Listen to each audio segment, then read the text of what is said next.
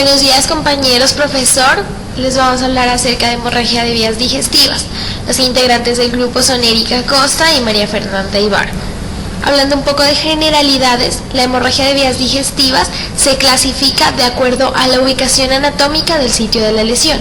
Entonces tenemos que las hemorragias de vías digestivas altas son todas las lesiones que se ubican encima del ángulo de Treitz, mientras que las hemorragias de vías digestivas bajas son todas las lesiones que se ubican por debajo del ángulo de Treitz.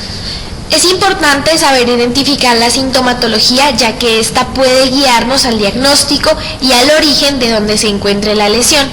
Tenemos que la hematemesis es la expulsión de sangre mediante el vómito, mientras que las melenas son la expulsión de sangre por el ano en forma de heces oscuras. Esta sintomatología es clara de una hemorragia de vías digestivas altas.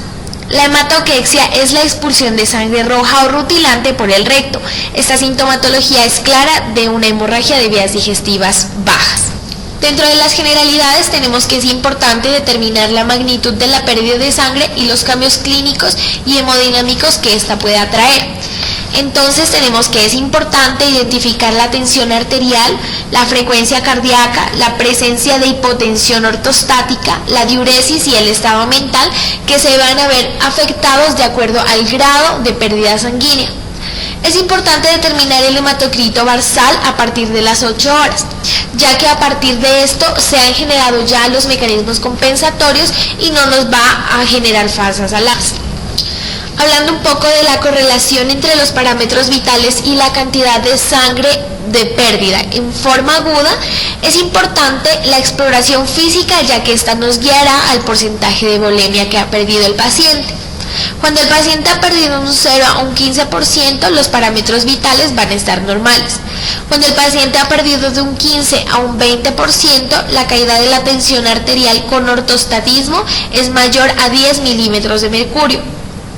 Cuando el paciente ha perdido de un 20 a un 25%, el paciente suele llegar al servicio con taquicardia en reposo. Cuando ha perdido mayor del 30%, el paciente tiene gran riesgo de complicación y la presión arterial sistólica está menor a 100 milímetros de mercurio. Cuando la pérdida del volumen sanguíneo es mayor al 40%, es decir, una hemorragia masiva, el paciente va a llegar con signos de shock. La hemorragia de vías digestivas altas. Abel es un paciente de 40 años de edad, fumador de 40 cigarrillos por día, que atraviesa situaciones de estrés importante. Consulta al hospital por debilidad, mareos y deposiciones con sangre amarronada. Las últimas deposiciones fueron rojas de 12 horas de evolución. Al examen físico, Abel presenta una frecuencia cardíaca de 110 latidos por minuto, una tensión arterial de 125/70 en decúbito dorsal y de 160 en bipedestación. El examen de la región anal no tiene particularidades y al tacto rectal se constata sangre roja y restos de materia fecal. Ante una hematoquexia acompañada de modificación de los signos vitales, anemia y necesidad de transfusión como lo presenta Abel, aún sin ningún inicio de origen anorrectal, siempre se debe tomar como primera medida la colocación de una sonda nasogástrica para evaluar el líquido aspirado, ya que la hematoquexia en estas características puede ser una expresión de una hemorragia de vías digestivas altas. El aspirado de sangre roja sugiere una hemorragia activa, mientras que el aspirado de sangre en concho de café indica que la hemorragia ha cesado. El aspirado de Abel fue claro, pero esto no descarta un sangrado alto, ya que la situación se da en un 15% de las pacientes que presentan hemorragia de vías digestivas altas. En este paciente se solicitaron exámenes de laboratorio y una endoscopia digestiva alta que mostró una úlcera en la segunda porción duodenal con estigmas de sangrado reciente. Se esclerosó durante el procedimiento y tuvo una buena evolución. Dentro de la anamnesis de hemorragias de vías digestivas altas, es importante indagar en los pacientes el uso de fármacos como AINES, glucocorticoides y aspirina, en pacientes que consultan con dolor epigástrico y pirosis, porque esto nos sugiere un diagnóstico de una gastritis o úlcera gastroduodenal sangrante. en antecedentes con abuso de alcohol, vómitos frecuentes y hematemesis, es importante porque nos sugiere la presencia de unas varices esofágicas o gástricas sangrantes o un síndrome de Mallory-Weiss. Sin embargo, es importante no descartar antecedentes de hepatía crónica no alcohólica y alteraciones en la coagulación. La hemorragia de vías digestivas altas. Dentro del examen físico es importante identificar signos de hepatomegalia e hipertensión portal, porque en muchas ocasiones estas suelen sugerir que la causa directa de la hemorragia son unas varices esofágicas sangrantes o varices gástricas. Cuando un paciente presenta hematoquexia, debe realizarse una exploración rectal, ya que esta siempre suele acompañarse de melenas y esta nos va a sugerir o nos va a guiar acerca del diagnóstico y el origen de la lesión. Como ya les decía, en el caso de Abel, siempre debe hacerse un aspirado por sonda nasogástrica, en la cual la sangre roja va a sugerir un sangrado activo. La sangre oscura, una hemorragia que ha cesado, y el líquido claro no debe excluirse siempre de sangrado, ya que en el 15% de los pacientes con hemorragia de vías digestivas altas presentan un líquido claro. Dentro de las ayudas diagnósticas tenemos que la endoscopia es el gold estándar para identificar una hemorragia de vías digestivas altas. Además de sugerirnos la terapéutica, también nos sugiere el pronóstico y se identificará en un 95% la lesión. La esófago-gastroduodenoscopia sirve para hemorragia de vías digestivas altas cuando la hemorragia se encuentra activa, pero debe realizarse dentro de las 24 primeras horas. El estudio esófago-gastroduodenal con bario no debe realizarse en una hemorragia aguda, sin embargo, él determina la lesión pero no detecta el sangrado activo. La arteriografía debe realizarse una vez no se hayan podido realizar los exámenes anteriores, cuando el sangrado activo es abundante y solo si la velocidad del sangrado es mayor al 0.5 mililitros por minuto. Dentro de las intervenciones quirúrgicas que se puede realizar es una laparotomía, ya que permite establecer el origen de la hemorragia cuando el sangrado es abundante, y se puede realizar una endoscopia intraoperatoria. Los paraclínicos adicionales que se deben solicitar independientemente sea una hemorragia de vías digestivas altas o bajas es un hemograma completo, recuento de plaquetas, tiempos de coagulación, la glicemia, la uremia, la creatinina y la hemoclasificación por si el paciente requiere de una transfusión. Bueno, entonces en este momento les voy a hablar acerca de la hemorragia digestiva baja, que ya pues como bien lo ha definido mi compañera, es aquella lesión sangrante que se encuentra por debajo del ángulo de Treis. El 10% de las hemorragias digestivas corresponden a hemorragias de vías digestivas bajas. En cuanto a la presentación y evolución clínica, es menos severa que la hemorragia de vías digestivas altas, es más, los pacientes cursan en su mayoría asintomáticos. El 80% de los casos se da de forma espontánea y es mucho más frecuente en personas o en pacientes de edad avanzada. Se encuentran tres tipos de hemorragias de vías digestivas bajas, que son la aguda, la crónica y la oculta.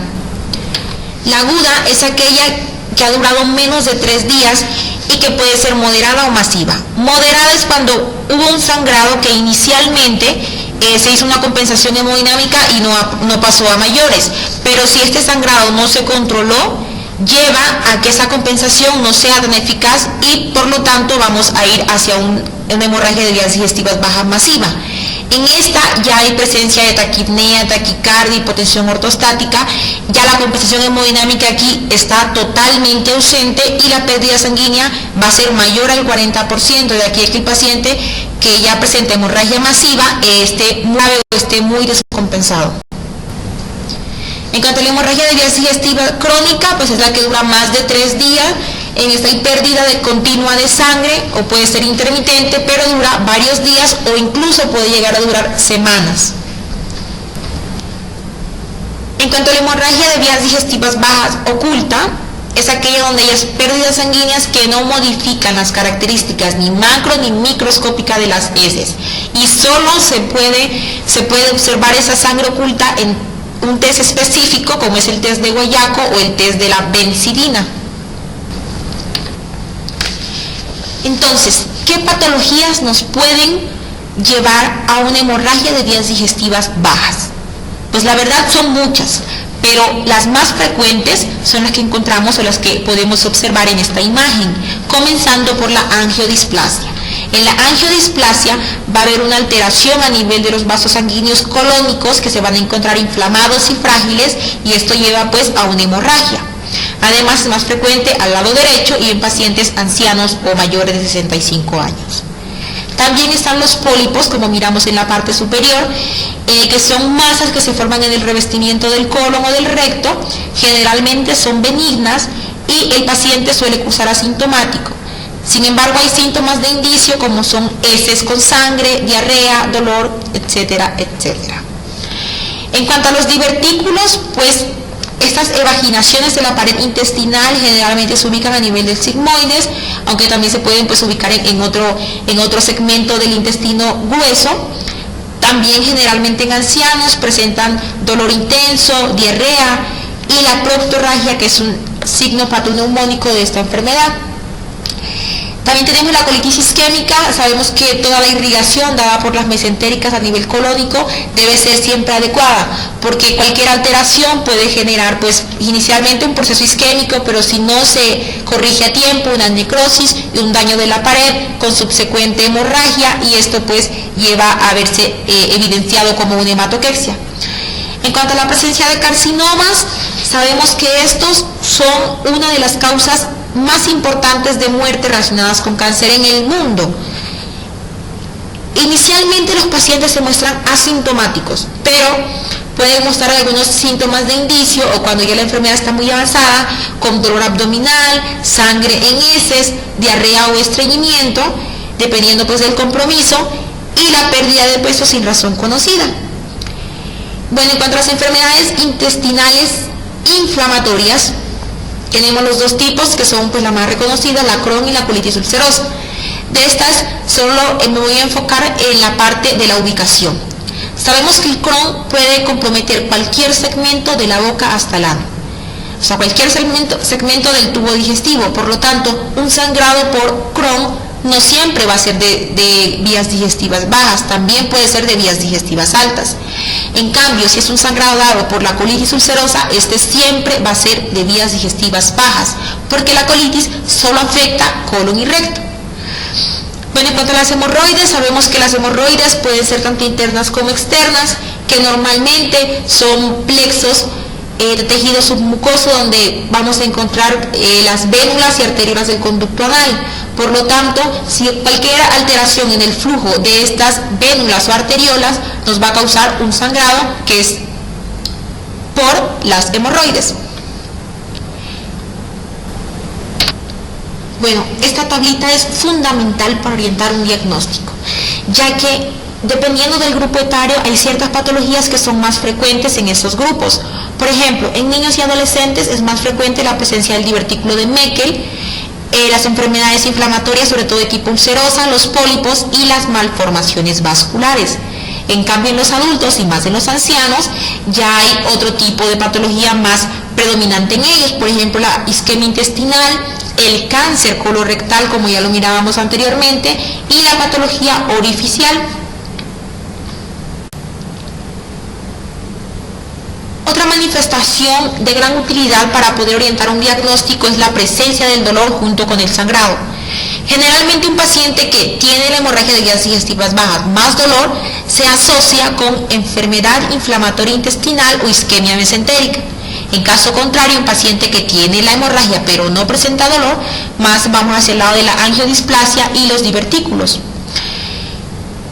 En cuanto a los antecedentes, es muy importante tener en cuenta la insuficiencia renal.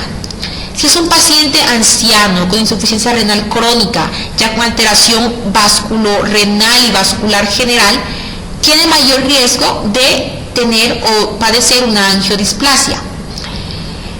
Un paciente con constipación, más dolor rectal, más manchas de sangre en el papel higiénico o gotas de sangre al final de la deposición, nos hace orientar más hacia unas hemorroides o hacia fístulas anales. Si es un paciente con una patología vascular extensa, pues va a orientar más el diagnóstico hacia una colitis isquémica. Y también, pues si es un paciente que presenta constipación no habitual más pérdida de peso, puede hacernos sospechar de una enfermedad neoplásica o de un proceso neoplásico. Bueno, entonces, la historia clínica es y será fundamental para la orientación diagnóstica de nuestro paciente. Por lo tanto, la historia clínica se debe hacer de forma detallada, de forma compleja y muy bien realizada. En cuanto al examen físico, pues ese se debe evaluar en todos los pacientes con hemorragia digestiva, ya que esto nos da idea de cómo están las constantes vitales y determinar de esta forma el estado hemodinámico del paciente. También es preciso examinar la región anal y realizar el tacto rectal. Eso sí, a todo paciente con hemorragia de vías digestivas bajas se le debe realizar el tacto rectal. También es importante mirar las características del sangrado. Como ya explicaba mi compañera, podemos diferenciar si es una hematoquexia o si es una melena y por tanto orientar más el diagnóstico hacia una hemorragia hacia vías digestivas altas o bajas. Bueno, la importancia de la aspiración con sonda nasogástrica radica en que nos ayuda a descartar la causa alta de un sangrado. Estudios complementarios. El gold estándar para valorar a un paciente que le sospechamos una hemorragia de vías digestivas bajas es la colonoscopia. La colonoscopia es un método el cual consiste en ingresar un endoscopio, un colonoscopio, para valorar cada uno de los segmentos del colon o del intestino grueso. Entonces comenzamos el endoscopio, pues primero valorar la parte del recto, ver si no hay hemorroides, luego sigue por la parte del colon sigmoides, el colon descendente, el colon transverso, el ascendente y también toda la parte de la unión con el intestino delgado. Es muy importante ya que a nivel de la mucosa nos va a dar una imagen excelente, porque este colonoscopio, como miramos en la imagen, va a tener 3 vías, una para la luz, otra para la cámara y otra para colocar algún tipo de medicamento, sustancia o, en su efecto, que nos permita extraer alguna parte de un tejido. Entonces, por ejemplo, miramos en esta figura una lesión.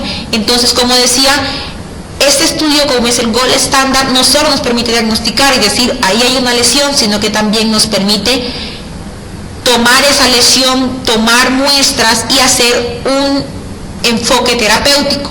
Por ejemplo, en esta otra miramos un pólipo pediculado y en el cual no solo tenemos el diagnóstico de que hay un pólipo, sino que también permite hacer la parte terapéutica, que es quitar el pólipo. Otro importante estudio complementario es la radiografía con contraste, en el cual miramos la nitidez, cómo se mira tan definido la parte estructural externa del intestino grueso. Podemos mirar en la gráfica, se observan múltiples divertículos, sin embargo, solo podemos evaluar la parte externa, porque en ese estudio no sabemos cómo está la mucosa, si hay úlceras, si hay pólipos internos, no lo podemos saber.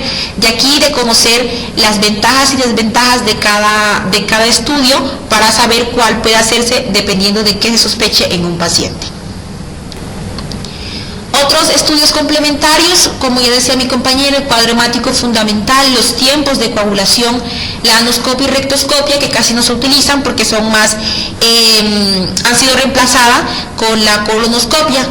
La endocápsula es un estudio reciente, pero que tiene una especificidad y sensibilidad gigantesca, ya que nos permite saber cómo está la parte interna, toda la parte de la mucosa, desde la boca hasta el ano, con imágenes de buena resolución y que nos permiten hacer un diagnóstico muy efectivo, relacionándolo obviamente con la clínica.